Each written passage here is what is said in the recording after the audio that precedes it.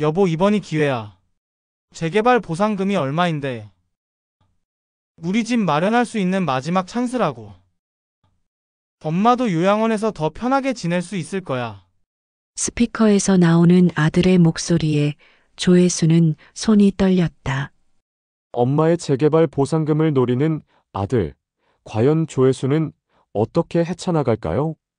지금 바로 이야기가 시작됩니다. 구독과 좋아요는 이야기를 만드는데 큰 힘이 됩니다. 밤 11시 15분. 조혜수는 마지막 어묵 국물까지 싹 닦아낸 냄비를 정수리에 올린 채 한숨을 내쉬었다. 72년을 살면서 하루도 빠뜨린 적 없는 마감 정리였지만 오늘따라 허리가 더 묵직하게 내려앉았다. 아이고, 이 늙은 것이 또. 분식집 혜순이네의 주방 불을 끄고 나니 텅 빈 가게가 갑자기 적막해졌다. 영도 바닷가 끝자락 단칸 건물 1층에 붙은 이 작은 가게에서 혜수는 벌써 15년째 떡볶이와 어묵을 끓이고 있었다. 재개발 얘기가 나올 때마다 조금만 덜하며 버텨온 시간들이었다. 혜수는 뒷문으로 이어진 거실로 들어가며 TV 리모컨을 찾았다. 그런데 소파 위에는 리모컨 대신 진우가 설날에 사다 준 스마트 스피커만 동그랗게 앉아 있었다. 이것도 참. 진우야, 엄마가 이런 걸 어떻게 써? 하지만 혼자 중얼거리다 보니 문득 궁금해졌다. 며느리 설인이 어머니, 요즘 다들 이런 걸로 음악 듣고 뉴스도 들어요라며 설명해 준 기억이 났다. 혜수는 조심스럽게 스피커에 대고 말했다. 음악 틀어줘. 아무 반응이 없었다. 목소리를 조금 더 크게 해봤다. 음악? 트로트? 여전히 조용했다. 혜수는 스피커를 이리저리 돌려보다가 위쪽에 있는 버튼을 눌러봤다. 그러자 갑자기 파란 불빛이 돌기 시작했다. 어머, 됐나? 그런데 나온 건 음악이 아니었다. 익숙한 목소리가 스피커에서 흘러나왔다. 여보, 엄마 돌아오면 바로 서명부터 받아. 보호자 대리권 서류 준비했잖아. 진우의 목소리였다. 혜수는 귀를 기울였다. 그런데 정말 괜찮을까? 엄마가 눈치채면 어떻게 하지? 이번엔 설인이의 목소리였다. 뭘 눈치채? 우리가 모시겠다고 하는데 뭔 소리야? 그리고 어차피 나이 들면 판단력도 떨어지잖아. 병원에서 진단서도 쉽게 나올 거고. 하지만 여보, 이번이 기회야. 재개발 보상금이 얼마인데. 우리 집 마련할 수 있는 마지막 찬스라고. 엄마도 요양원에서 더 편하게 지낼 수 있을 거야. 혜순의 손이 떨리기 시작했다. 의사결정 불가 소견서 받으면 보호자인 내가 대신 서명할 수 있어. 재개발 조합에서도 그렇게 하는 집들이 많다고 했잖아. 알겠어. 그럼 내일부터 준비해 볼게. 응, 우리 유럽 여행 다녀와서 바로 진행하자. 엄마한테는 몸이 안 좋으니까 요양원 가시는 게 어떻겠냐고 자연스럽게. 스피커에서 뚝 하고 소리가 끊겼다. 혜수는 한참을 그 자리에 서 있었다. 가슴이 쿵쾅거렸고 다리에 힘이 빠졌다.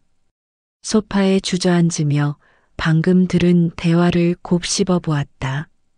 보호자 대리권? 의사결정 불가? 요양원?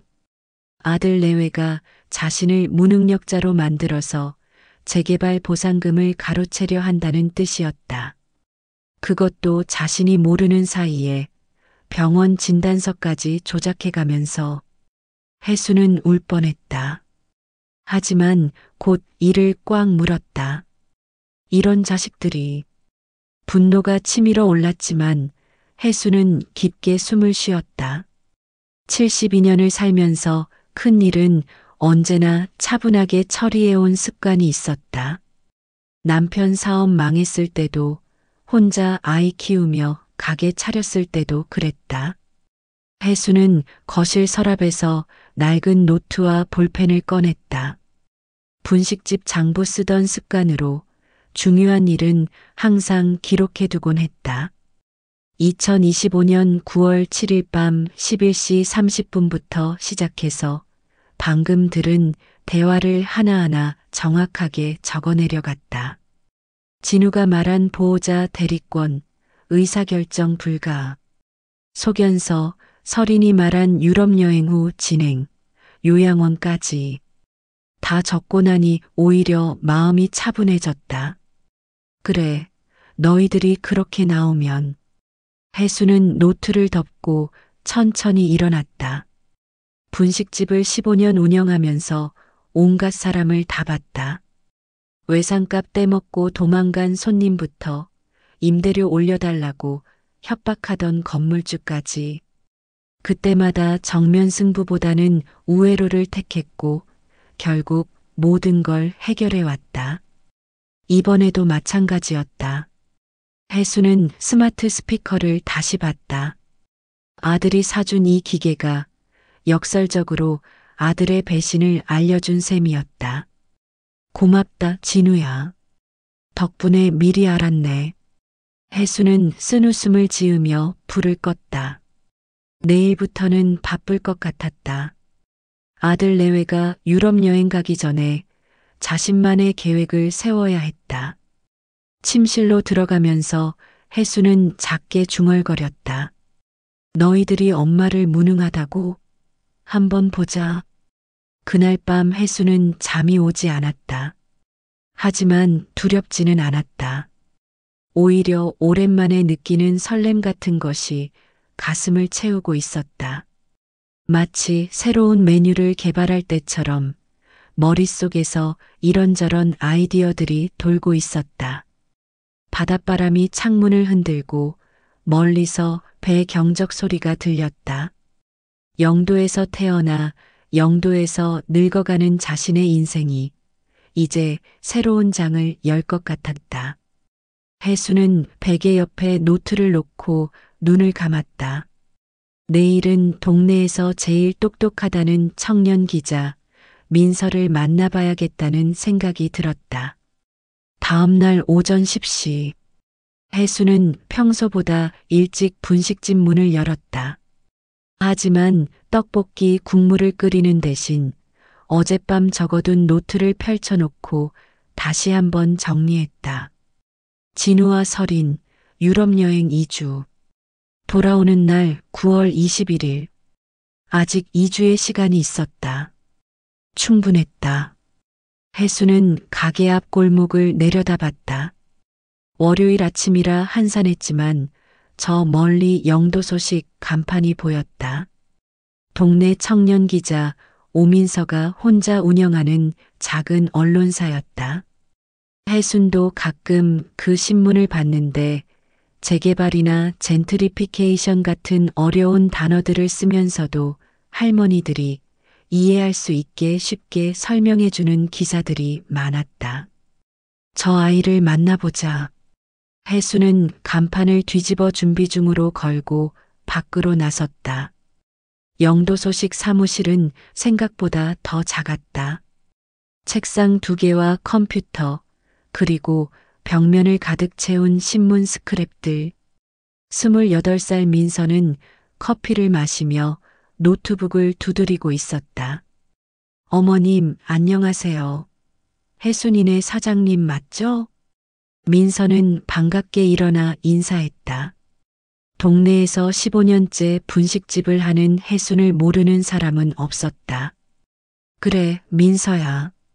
바쁘지 않으면 잠깐 얘기 좀 할까? 물론이죠. 차 한 잔 드릴게요. 민서가 보리차를 따라주자 혜수는 조심스럽게 입을 열었다. 우리 동네 재개발 얘기, 너도 관심 많지? 네, 요즘 계속 취재하고 있어요. 말이 재개발이지.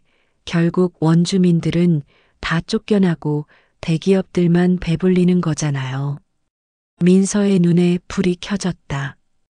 역시 젊은 기자다운 정의감이었다. 혜수는 노트를 꺼냈다. 그럼 만약에 말이야. 어떤 할머니가 자식들한테 재산을 빼앗길 위기에 처했다면? 네. 어떤 상황인지 좀 더 자세히. 혜수는 천천히 어젯밤 일을 설명했다. 스마트 스피커로 우연히 들은 대화, 아들 부부의 계획, 자신이 느낀 배신감까지. 민서는 점점 심각한 표정으로 듣더니 마침내 주먹을 쥐었다. 이건 명백한 고령자 재산 착취 시도예요. 어머님, 바로 신고하셔야 해요. 아니야. 혜순이 손을 저었다. 신고하면 가족이 다 망가져. 나는 다른 방법을 생각하고 있어. 다른 방법이요? 혜수는 노트의 다음 페이지를 펼쳤다. 어젯밤 잠 못 이루며 적어둔 아이디어들이 빼곡했다. 우리 집 뒷방 써본 적 있지? 네, 창고로 쓰시던 곳이요? 맞아. 거기를 작은 책방으로 만들고 싶어. 그리고 혜수는 잠시 말을 멈췄다. 자신도 정확히 어떻게 해야 할지 확신이 서지 않았다. 민서가 조심스럽게 물었다. 혹시 집 소유권을 보호하고 싶으시다는 말씀이세요? 그래. 아들들이 멋대로 할 수 없게 만들고 싶어. 하지만 법정 싸움은 하기 싫고. 민서는 잠깐 생각하더니 눈을 번쩍 떴다. 어머님, 사회적 협동조합 아세요? 사회적? 뭐? 쉽게 말하면 동네 사람들이 함께 만드는 작은 회사예요. 수익보다는 지역사회를 위한 일을 하는 거죠. 그리고 민서는 흥분하며 말을 이었다. 소유권을 공익재단에 기부하시는 거예요. 대신 종신거주권을 설정하시고. 혜수는 고개를 갸웃했다. 무슨 소리야 그게. 민서가 A사 용지를 꺼내 그림을 그리기 시작했다. 보세요. 지금은 어머님 개인 소유잖아요. 그래서 아드님이 보호자 권한으로 마음대로 할 수 있는 거예요. 하지만 만약 이 집을 영도청년도서문화재단 같은 공익재단에 기부하면 아무도 팔 수 없어요. 대신 어머님은 평생 여기 살 권리를 법적으로 보장받으시고 1층은 책방으로 운영하시는 거예요. 혜순의 눈이 서서히 밝아졌다. 그럼 진우가 아무리 서명을 받으려 해도 의미가 없어요. 이미 개인 소유가 아니니까요. 혜수는 손바닥을 무릎에 탁 쳤다. 그거다. 민서야, 그런 게 정말 가능해? 네. 제가 아는 법무사 선생님께 물어볼게요. 그런데 민서는 조금 걱정스러운 표정을 지었다. 시간이 얼마나 걸릴지는 모르겠어요. 2주면 돼. 진우들이 여행에서 돌아오기 전에. 민서는 깜짝 놀랐다. 2주요? 등기 변경부터 재단 설립, 협동조합 만들기까지. 보통 몇 달은 걸리는데. 안 되면 만들어야지. 혜순의 목소리에 결연함이 담겼다. 민서야, 내가 도와주겠니? 민서는 잠깐 망설이다가 고개를 끄덕였다. 해볼게요. 하지만 혼자서는 힘들 거예요. 동네 분들 도움도 필요하고. 걱정 마. 내가 아는 사람들이 있어. 혜수는 이미 머릿속에서 계획을 짜고 있었다. 옆 건물에서 50년째 빵집을 하는 박만복 아저씨, 전직 선장이라 기계 만지는 걸 좋아하는 정용필 할아버지, 그리고 최근에 이사 온 문화기획자 류소라 씨까지. 그런데 어머님, 민서가 궁금하다는 듯 물었다. 왜 하필 책방이세요? 혜수는 잠깐 생각했다. 글쎄, 우리 동네에 책방이 없거든. 아이들이 책 읽으려면 시내까지 나가야 하고. 그리고 혜수는 창밖 바다를 바라봤다. 사람이 살아가려면 밥도 중요하지만 이야기도 필요하잖아. 내가 15년 동안 떡볶이 끓여주면서 동네 사람들 이야기를 들어왔는데 이제는 책 속 이야기도 나눠주고 싶어. 민서는 감동한 듯 고개를 끄덕였다. 정말 좋은 아이디어예요. 바다 책방이라는 이름은 어떠세요? 바다 책방. 혜순이 그 이름을 되뇌었다. 좋네. 바다 보면서 책 읽는 거야. 그날 오후부터 혜순과 민서는 본격적으로 움직이기 시작했다. 먼저 법무사 사무소를 찾아가 종신거주권 설정과 공익재단 기부에 대해 상담받았다. 다행히 법적으로 가능한 일이었고 서류만 잘 준비하면 2주 안에도 충분히 처리할 수 있다는 답변을 들었다. 저녁에는 만복 아저씨의 빵집에 들러 협조를 구했다. 혜순이가 책방을 만든다고? 만복은 깜짝 놀랐지만 사정을 듣고 나니 두 주먹을 불끈 쥐었다. 그 자식들이 어떻게 그런 생각을. 혜순아, 내가 도와줄게. 책방에서 팔 간식은 내가 맡아. 용필 할아버지도 마찬가지였다. 뭐, 우리 혜순이를 요양원에 보내려고? 이놈들이 미쳤나? 용필은 당장이라도 진우 집으로 달려갈 기세였지만 혜순이 말렸다. 용필이 형님, 화내지 마세요. 우리는 더 똑똑하게 할 거예요. 마지막으로 찾아간 곳은 소라의 집이었다. 서울에서 문화기획 일을 하다가 최근 영도로 이사온 33세 여성이었다. 와, 정말 멋진 아이디어네요. 소라는 두 눈을 반짝였다. 어머님, 제가 SNS 마케팅이랑 프로그램 기획 도와드릴게요. 요즘 동네 책방이 얼마나 핫한지 아세요? 이렇게 해서 바다 책방 프로젝트 팀이 구성되었다.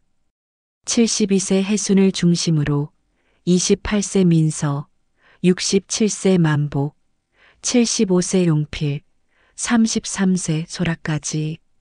나이도 직업도 제각각이었지만 목표만은 하나였다. 그날 밤 혜순은 노트에 새로운 계획을 적었다. 1주차 등기 변경, 재단 설립 협동조합 신고, 2주차 인테리어, 도서 구입 프로그램 준비, 목표 9월 21일 진우 귀국 전까지 완료. 창밖으로 바다가 보였다. 달빛에 반짝이는 파도를 보며 혜수는 작게 웃었다.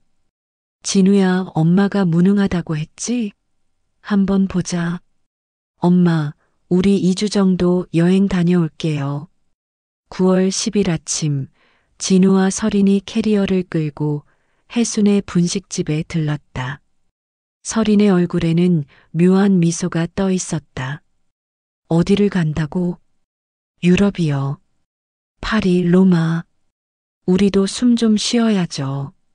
진우가 어색하게 웃었다. 어머니는 혼자 계셔도 괜찮으시죠? 그럼 뭘? 나 혼자 잘 살았는데. 혜수는 일부러 담담하게 대답했다. 속으로는 잘 갔다 싶었지만 표정 관리를 철저히 했다. 혹시 몸 어디 아프시면 바로 연락하세요. 보험 서류도 정리해뒀으니까. 설인이 의미심장하게 말했다. 알겠다. 잘 다녀와라. 혜수는 인천공항으로 떠나는 아들 내외의 택시를 배웅하며 작게 중얼거렸다. 이제 시작이다. 그날 오후 1시 바다 책방 프로젝트 팀은 혜순의 분식집 뒷방에서 긴급 회의를 열었다. 자, 이제 정말 2주밖에 없어요. 민서가 노트북을 펼치며 말했다. 오늘부터 매일매일이 중요해요. 용필 할아버지가 줄자를 들고 방 크기를 재고 있었다. 가로 4m, 세로 3m. 작긴 하지만 아담한 책방으로는 충분하겠어. 소라가 스마트폰으로 사진을 찍으며 끼어들었다. 인스타그램에 공사 중 스토리부터 올릴게요. 요즘 사람들 과정부터 궁금해하거든요. 만복 아저씨는 벽지를 뜯어보며 고개를 끄덕였다. 습기 때문에 곰팡이가 좀 있네. 방수 처리부터 해야겠어.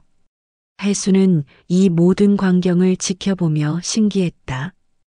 일주일 전만 해도 그냥 창고였던 이 공간이 이제 정말 책방이 될 것 같았다. 법무사 선생님과는 언제 만나요? 혜순이 민서에게 물었다. 내일 오전 10시요. 등기 서류부터 처리하고 재단 설립은 금요일까지 끝낼 수 있대요. 그럼 주말에는 인테리어하고 다음 주에 책 들여놓으면 되겠네. 혜순의 계획표는 완벽했다. 하지만 현실은 그렇게 호락호락하지 않았다. 목요일 오전 법무사 사무실에서 나온 혜순과 민서는 난처한 표정을 지었다. 어머님, 문제가 있어요. 뭔데? 재단 설립에 최소 3주가 걸린다는군요.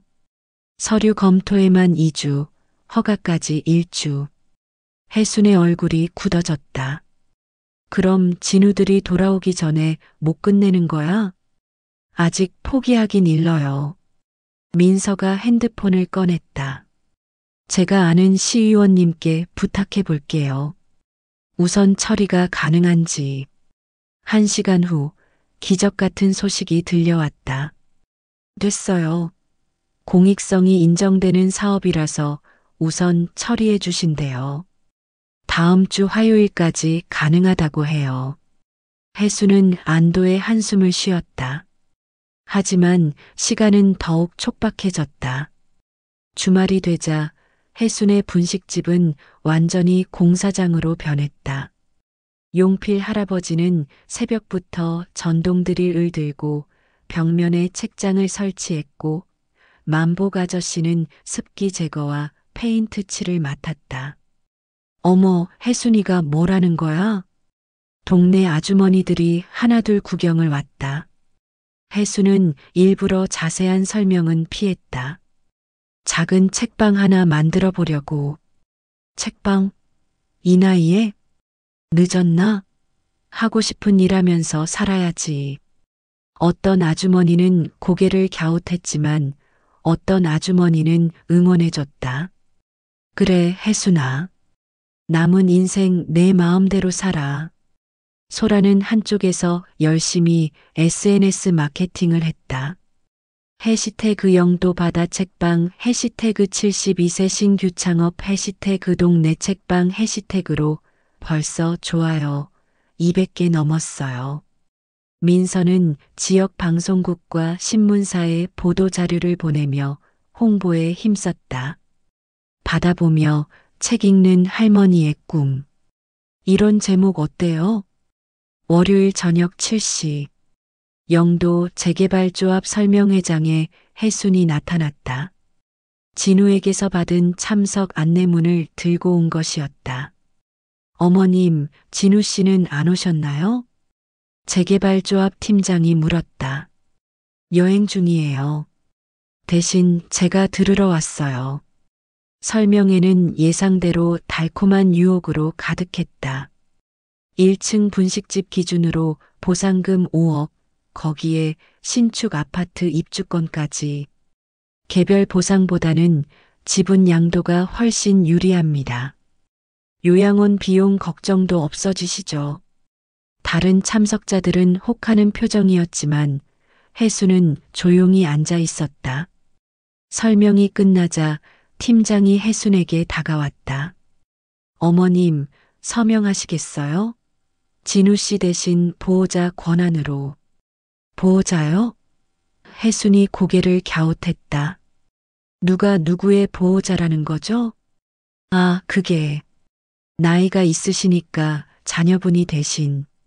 저 멀쩡한데 왜 누가 대신 서명을 해요? 혜순의 목소리에는 묘한 여유가 있었다. 그럼 진우 씨가 돌아오시면 다시 연락드릴게요. 그러세요. 하지만 그때쯤이면 상황이 좀 달라져 있을 거예요. 혜수는 미소를 지으며 자리를 떴다. 팀장은 그 미소의 의미를 알 수 없었다. 화요일 오전 11시 법무사 사무실에서 마지막 서류에 도장을 찍었다. 축하드립니다. 이제 이 건물은 영도청년도서문화재단 소유입니다. 혜수는 등기부등본을 받아들며 뿌듯해했다. 그럼 제 아들이 와서 뭐라고 해도 어떻게 할 수 없어요. 재단 소유이고 어머님은 종신거주권자예요. 민서도 옆에서 신이 났다. 어머님, 이제 정말 안전해요. 오후에는 사회적 협동조합 설립 신고도 완료했다. 바다책방 협동조합, 조합원 5명. 혜순, 민서, 만복, 용필, 소라가 각자 10만 원씩 출자했다. 이제 정식 사업자예요. 소라가 사업자 등록증을 들고 환호했다. 수요일부터는 본격적인 책 구매가 시작됐다. 민서가 출판사 직접 연락해서 30% 할인을 받았고, 소라는 온라인 중고서점에서 상태 좋은 책들을 대량으로 주문했다.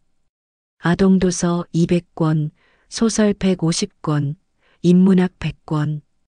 이 정도면 될까요? 2층 다락방에는 시집이랑 에세이 위주로 놓자. 받아보면서 읽기 좋은 책들로. 만복 아저씨가 만든 책장에 책들이 하나씩 들어갈 때마다 혜순의 가슴이 두근거렸다. 목요일에는 카페 구역 설치를 끝냈다. 작은 에스프레소 머신과 만복 아저씨의 빵을 진열할 진열장, 그리고 바다가 보이는 자리에 놓인 작은 테이블 3개. 진짜 책방 같아요. 소라가 감탄했다. 금요일 저녁 지역 케이블 TV에서 바다 책방 소식이 방송됐다. 영도에 특별한 책방이 문을 엽니다. 72세 조혜순 씨가 운영하는 바다 책방은 방송이 나가자 예약 문의가 쇄도했다. 어머님, 핸드폰이 계속 울려요. 다음 주 월요일 오픈인데 벌써 일주일치 예약이 다 찼어요. 토요일 밤, 혜수는 2층 다락방에 앉아 바다를 바라봤다. 불과 일주일 만에 이루어낸 기적 같은 변화였다. 핸드폰이 울렸다. 진우에게서 온 국제 전화였다. 엄마, 잘 계시죠? 응, 잘 지내고 있다. 혹시 몸 어디 안 좋으시면 바로 말씀하세요. 우리가 병원 예약해뒀으니까. 혜수는 쓴웃음을 지었다. 아직도 자신의 계획을 밀고 있는 아들이 안쓰럽기도 했다. 걱정 마라. 엄마는 멀쩡해. 그럼 잘 지내시고 우리 일요일에 들어가요. 전화를 끊고 나서 혜수는 창밖을 다시 봤다. 달빛 아래 반짝이는 바다가 내일 있을 일들을 조용히 기다리고 있는 것 같았다. 진우야, 내일 보자. 혜수는 책상 위에 놓인 서류들을 정리했다. 등기부등본, 사업자 등록증, 종신거주권 설정 계약서, 그리고 어젯밤 완성한 바다책방 운영 계획서. 모든 준비가 끝났다. 이제 진짜 시작이었다. 9월 21일 일요일 오후 3시. 인천공항에서 돌아온 진우와 설인의 얼굴은 2주간의 유럽 여행으로 한껏 상기되어 있었다. 여보, 이제 정말 시작이야. 설인이 택시 안에서 작게 속삭였다. 내일 바로 병원 예약하고 보호자 서류부터. 응, 엄마한테 자연스럽게 건강검진 받자고 해야지. 진우도 고개를 끄덕였다. 가방 안에는 이미 준비해둔 서류들이 들어 있었다. 보호자 대리권 신청서, 의사결정 능력 평가 의뢰서, 그리고 요양원 입소 상담 예약증까지. 택시가 영도에 접어들자 진우가 창밖을 내다봤다. 저기 사람들이 왜 저렇게 많이 모여 있지? 해순의 분식집 앞에 예상치 못한 인파가 몰려 있었다. 젊은 사람들부터 동네 어르신들까지 약 20여 명이 가게 앞에서 무언가를 기다리고 있었다. 설마 엄마가 아프신 건 아니겠지? 설인이 걱정스럽게 말했다. 하지만 그들이 본 것은 아픈 시어머니가 아니었다. 1층 분식집 옆에 새로 생긴 유리문에는 바다책방 -5PEN이라는 예쁜 간판이 걸려 있었고, 해수는 알치마 대신 깔끔한 카디건을 입고 손님들을 맞이하고 있었다. 어서 오세요. 2층에 자리 있어요. 받아보면서 책 읽으시기 좋을 거예요. 진우와 설이는 멍하니 그 광경을 지켜봤다. 엄마. 진우가 큰 소리로 불렀다. 해수는 돌아보더니 환한 미소로 손을 흔들었다. 진우야. 잘 다녀왔구나. 잠깐만 손님 안내하고 갈게. 해수는 젊은 커플을 2층으로 안내한 후에야 아들 내외에게 다가왔다. 여행 어땠어? 피곤하지? 엄마, 이게 다 뭐예요? 설인이 떨리는 목소리로 물었다. 이거 책방이야. 엄마가 새로 시작한 일. 책방이요? 갑자기 왜? 진우의 얼굴이 굳어졌다. 글쎄 하고 싶어서. 분식집만 하다 보니 심심하더라고. 해순의 태어난 모습에 설이는 더욱 당황했다. 2주 전에 떠날 때만 해도 평범한 동네 할머니였는데 지금은 완전히 다른 사람 같았다. 그런데 엄마, 이런 큰일을 혼자 결정하시면 어떡해요? 우리한테 상이라도. 상해? 해순이 고개를 갸웃했다. 내 집에서 내가 하는 일인데 누구한테 상의를 해? 진우는 주변 사람들의 시선이 신경 쓰여 해순의 팔을 잡았다. 엄마, 집에 들어가서 얘기해요. 그럼 그러자. 민서야. 해순이 카운터에 있던 민서를 불렀다. 잠깐 나갔다 올게.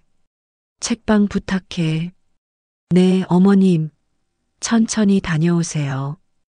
2층 거실로 올라가자마자 진우는 참았던 화를 터뜨렸다. 엄마, 대체 무슨 생각이세요? 나이가 몇 살인데 갑자기 사업을 시작해요? 72살이면 늦었나? 84살에 소설가 데뷔한 사람도 있던데. 해수는 여전히 담담했다. 설인이 가방에서 서류를 꺼냈다. 어머님, 우리가 병원 예약해뒀어요. 내일 건강검진 받으시고. 건강검진? 해순이 웃었다. 나 멀쩡한데 왜? 어머님, 솔직히 말씀드릴게요. 설인의 목소리가 단호해졌다. 이런 황당한 결정을 혼자 하시는 걸 보니 정말 걱정돼요. 혹시 치매 초기 증상이? 치매? 해순의 표정이 차갑게 변했다. 진우가 설인을 말렸다. 여보, 그렇게 직설적으로 말하면. 아니야, 진우야. 설인이 말이 많네. 해순이 천천히 일어났다. 내가 정말 황당한 결정을 했나 보네. 해순은 방 한쪽에서 서류 봉투를 가져왔다. 그럼 이것부터 보자. 첫 번째 서류는 등기부등본이었다. 소유자란에는 영도 청년도서 문화재단이라고 적혀 있었다. 진우의 얼굴이 파랗게 질렸다. 엄마, 이게 뭐예요? 우리 집이 왜? 이 집은 이제 우리 집이 아니야. 혜순이 차분히 말했다. 재단 소유고 나는 여기서 평생 살 권리만 있어.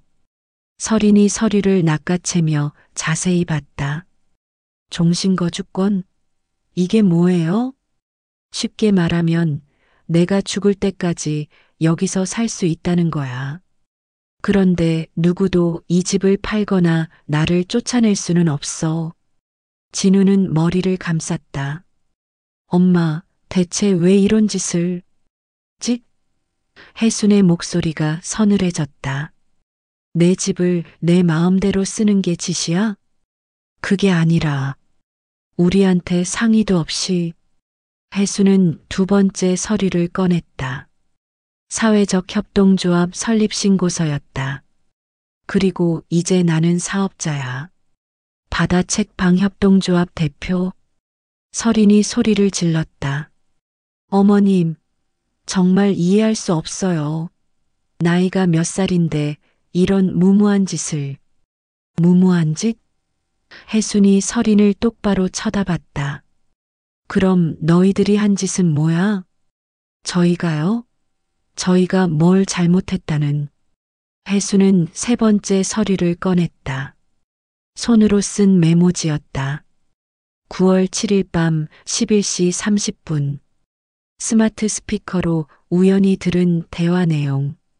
그리고 혜순은 그날 밤 노트에 적어둔 내용을 또박또박 읽기 시작했다. 진우 엄마 돌아오면 바로 서명부터 받아. 보호자 대리권 준비했잖아. 진우의 얼굴이 하얗게 됐다. 설인 그런데 정말 괜찮을까? 엄마가 눈치채면 어떻게 하지? 설이는 입을 다물었다. 진우 뭘 눈치채? 우리가 모시겠다고 하는데 뭔 소리야. 그리고 어차피 나이 들면 판단력도 떨어지잖아. 병원에서 진단서도 쉽게 나올 거고. 혜순의 목소리는 차분했지만 방 안의 공기는 얼어붙었다. 설인 의사결정 불가 소견서 받으면 보호자인 당신이 대신 서명할 수 있어. 재개발 조합에서도 그렇게 하는 집들이 많다고 했잖아. 설인이 떨리는 목소리로 말했다. 어머님, 그건 아직 끝나지 않았어.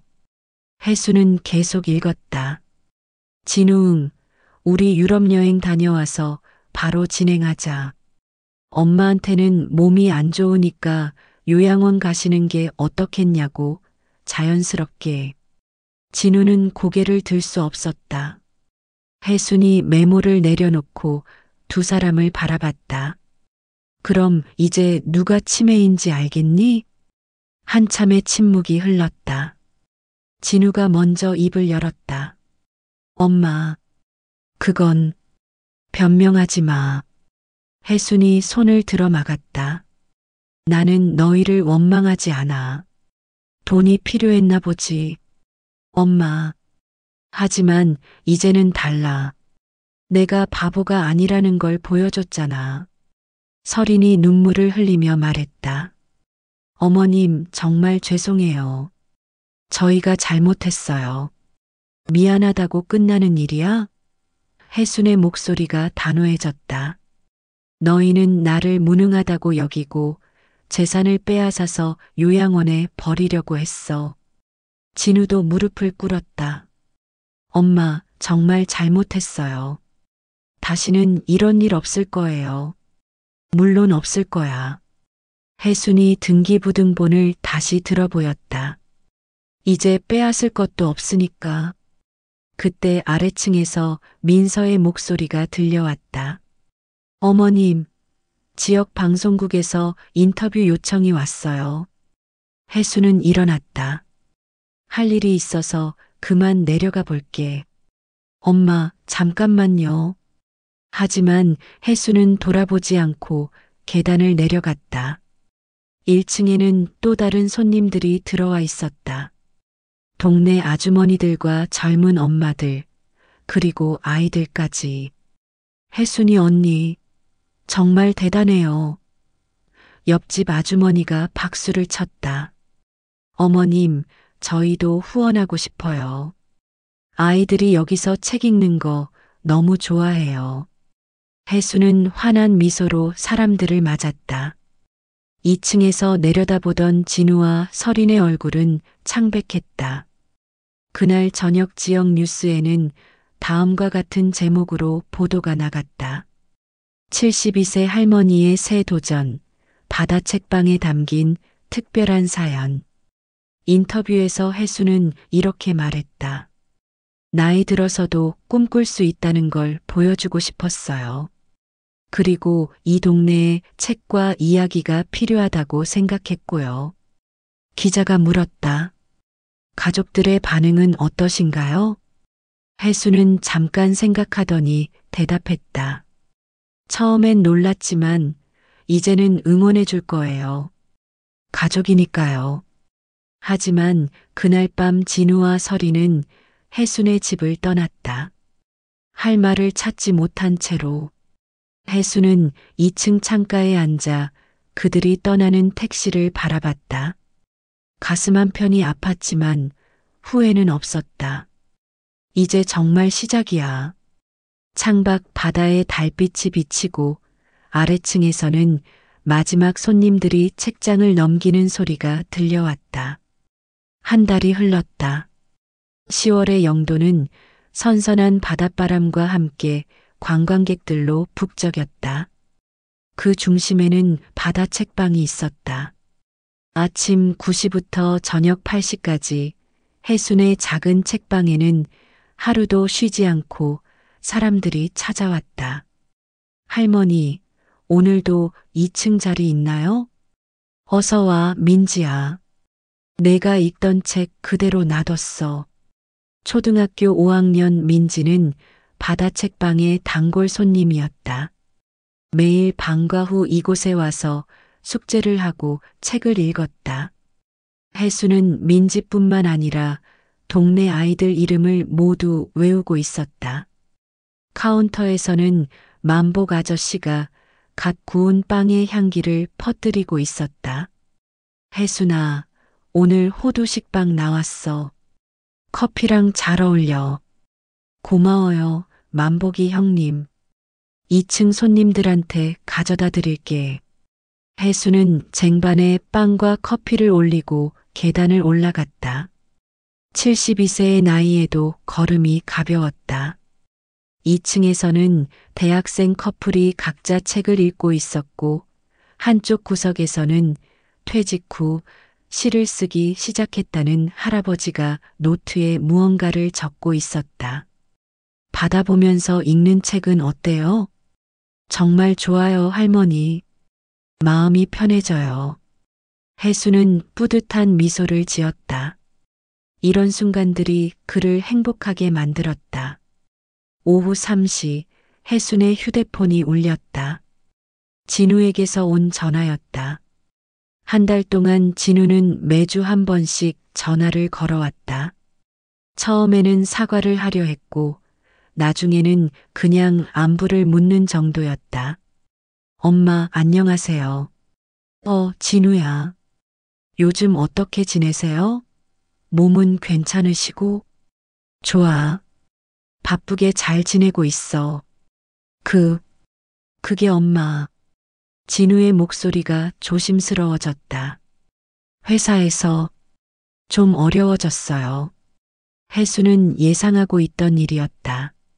바다 책방 이야기가 전국 뉴스에까지 나간 후 진우의 회사에서도 소문이 퍼졌을 것이다. 72세 어머니 재산 빼앗으려던 대리과장이라는 소문이. 힘들지? 네. 팀원들 시선도 그렇고 진급도 틀렸고 설인이도 맘카페에서 손가락질 받아서 우울해하고. 혜수는 잠깐 침묵했다. 진우야, 네 엄마. 후회해? 뭐려? 그때 그 계획, 나를 무능력자로 만들려던 것. 진우는 한참 말이 없다가 작게 대답했다. 네, 정말 잘못했어요. 그럼 됐다. 엄마, 후회하면 충분해. 너무 자책하지는 마라.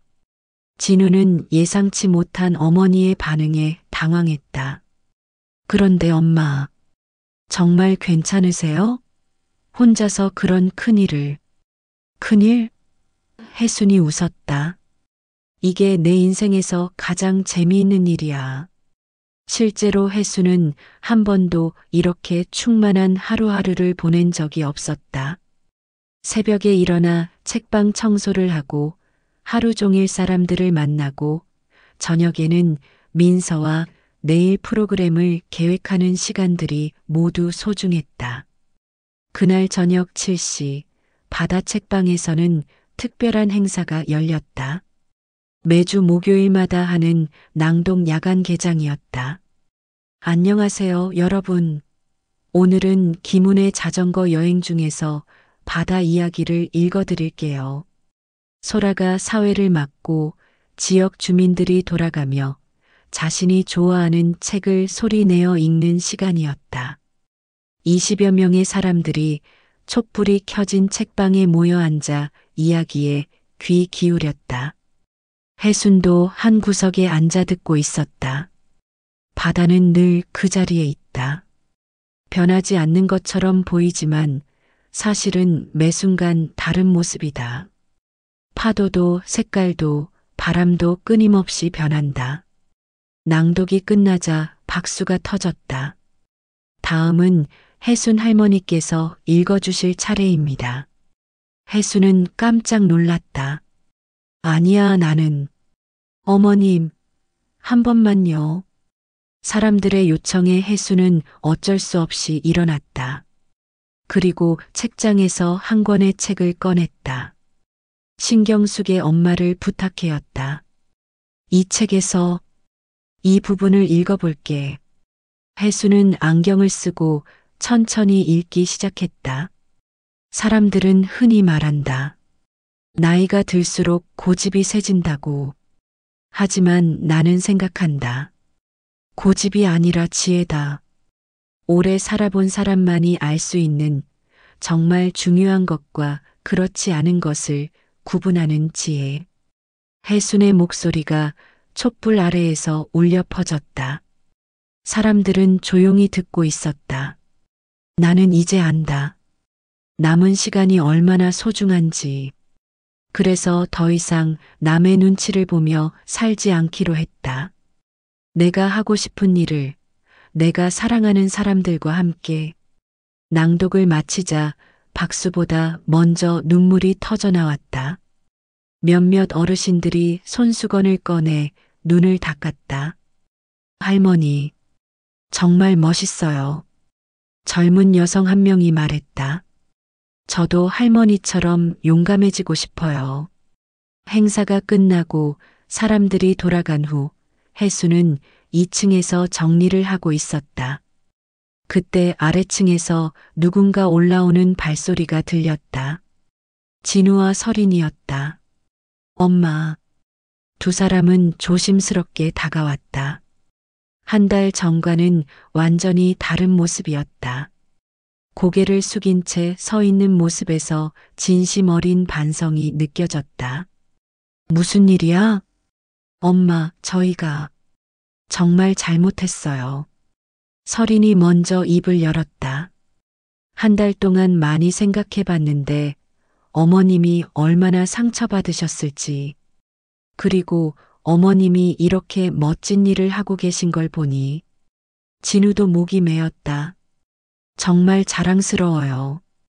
혜수는 두 사람을 바라봤다. 그래서 저희가 사회봉사를 하기로 했어요. 설인이 서류를 꺼냈다. 독거 어르신들 식사봉사 매주 토요일마다. 그리고 제가 재능 기부로 아이들 영어 가르치는 것도. 진우도 주말마다 여기 와서 책방 일 도와드리고 싶어요. 물론 어머님이 허락해 주신다면. 혜수는 서류를 받아보았다. 사회봉사 서약서라고 적혀 있었다. 이걸 왜 나한테 줘? 어머님의 감시하에 이행하겠다는 뜻이에요. 진우가 말했다. 더 이상 어머님을 실망시키지 않겠다는. 혜수는 서약서를 읽어보더니 고개를 끄덕였다. 좋아. 하지만 조건이 있어. 네, 말씀하세요. 나를 무능하다고 생각하지 마라. 그리고 내 선택을 존중해라. 네. 그리고 혜순이 미소를 지었다. 가끔 여기 와서 책도 읽고 같이 이야기도 나누자. 설인의 눈에서 눈물이 흘렀다. 어머님, 감사합니다. 뭐가 감사해? 우리 가족인데. 한 달 후인 11월 바다 책방에는 더 많은 변화가 있었다. 진우는 약속을 지켜 매주 토요일마다 책방에 와서 손님들을 도왔고, 설이는 화요일 저녁마다 아이들에게 영어 동화를 읽어주었다. 독거 어르신 식사 봉사도 시작됐다. 바다 책방에서 거친 후원금으로 매주 30명의 어르신들에게 따뜻한 식사를 제공했다. 할머니, 이거 보세요. 민서가 신문을 들고 뛰어왔다.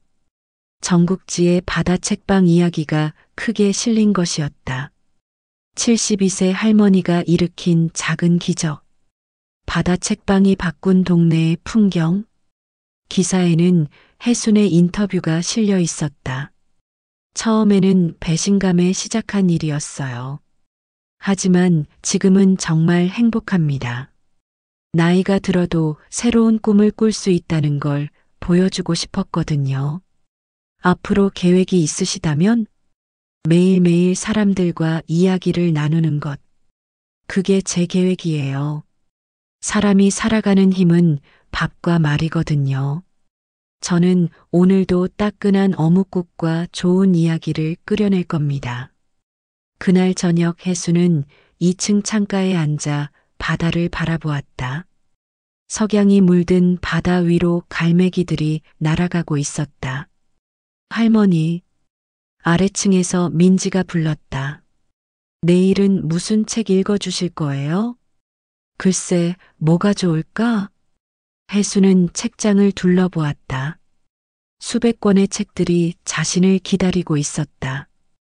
그 속에는 무수히 많은 이야기들이 숨어 있었다. 내일은 바다 이야기를 읽어줄까? 좋아요. 약속이에요. 민지가 뛰어가는 소리가 들렸다. 혜수는 미소를 지었다.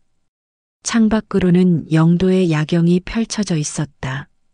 자신이 태어나고 자란 이 동네가 이제는 전국에서 사람들이 찾아오는 특별한 곳이 되었다. 핸드폰이 울렸다. 진우에게서 온 메시지였다. 엄마, 오늘 뉴스 봤어요. 정말 자랑스러워요. 내일 토요일에 꼭 갈게요. 사랑해요. 혜수는 메시지를 읽고 따뜻한 기분이 들었다. 가족이라는 것이 이런 것이구나 싶었다. 서로 상처를 주고받기도 하지만 결국 다시 품에 안을 수 있는 것. 혜수는 일기장을 펼쳤다. 요즘 들어 생긴 새로운 습관이었다. 2025년 11월 15일. 오늘도 좋은 하루였다. 30명의 손님이 다녀갔고 민지는 드디어 어린 왕자를 다 읽었다. 만복이 형님이 새로운 스콘을 만들어 주셨고 용필이 형님은 2층 의자를 새로 만들어 주셨다. 소라는 내달 크리스마스 특별 프로그램을 준비하고 있고 민서는 책방 1년사를 책으로 만들자고 한다. 혜수는 펜을 멈추고 창밖을 다시 봤다. 사람이 사는 힘은 밥과 말. 자신이 늘 하던 말이었다. 15년 동네 사람들에게 따뜻한 떡볶이와 어묵을 끓여주며 살아왔고 이제는 따뜻한 이야기까지 나누며 살아가고 있었다. 72세에 시작한 인생 2막. 아직 몇 막이 더 남아있을지 모르지만 해수는 두렵지 않았다. 바다는 매일 다른 모습이지만 늘 그 자리에 있었고 자신도 그 바다처럼 변화하며 살아가고 싶었다. 내일은 또 무슨 이야기가 기다리고 있을까? 해수는 일기장을 덮고 불을 껐다. 내일 아침이면 또 새로운 하루가 시작될 것이다. 바다 책방에서 사람들과 함께 그렇게 해순의 새로운 이야기는 계속되었다. 영도 바닷가에서 책과 사람들 사이에서